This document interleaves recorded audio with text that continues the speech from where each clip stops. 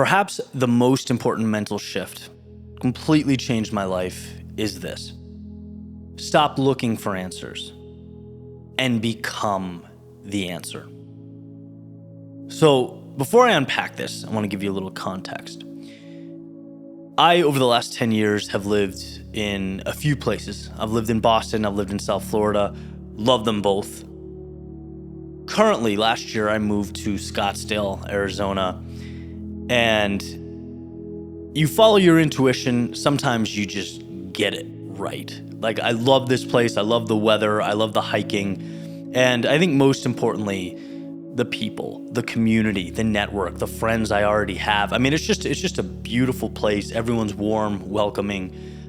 It's very transient, right? So it's not very cliquey. It feels like people are just accepting and always trying to meet new folks. And it's awesome. With that, what I've found interesting is there is a culture of like pop-up networking events. And I separated a little bit from some groups that I'm involved in with the same people where we're meeting regularly, once a month or whatever. But there are just there's an influx of there's a networking event here, everyone come, networking event here, everybody come. And it's kind of sporadic. There was one that happened in a conference room below where I live, right? Same building. I had some friends there. So I thought, you know what? I'll go down and, some incredible people doing some incredible things. And one of the conversations that was being had, or the message that was being expressed, was essentially this. It was, you're one handshake away from your life changing. You're one relationship away from your business taking off. That thing you need just might be the accountant or videographer or editor sitting in this room, right? Which on the surface, sure, why not? You always benefit from having talented people in your life, from having killers on your team and great, working relationships, absolutely. But I couldn't help but think that idea could be deceptive, that in a way it's missing the mark, because I'm looking around the room, myself included, by the way, and I'm thinking, I bet every single person in this room would be better off if they took these 4 hours, right? The 2.5 to be in the room. And then I'm sure, people had to drive to the meeting room. So let's just say a full evening. They'd be better off if they took that, went home by themselves, asked themselves, how can I be better? And worked on being the 1% at what they do. And the reason I think that's so important is because I want to say societally, but I just think perhaps it's an algorithm thing online, the content we're pushed, the stories we're told. It's outsourcing value.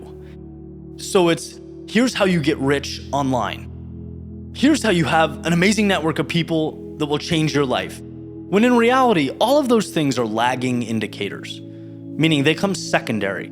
And they come secondary to becoming more valuable. When you ask yourself consistently, how can I be better at what I do? How can I be the 1% at what I do? How can I be so exceptional?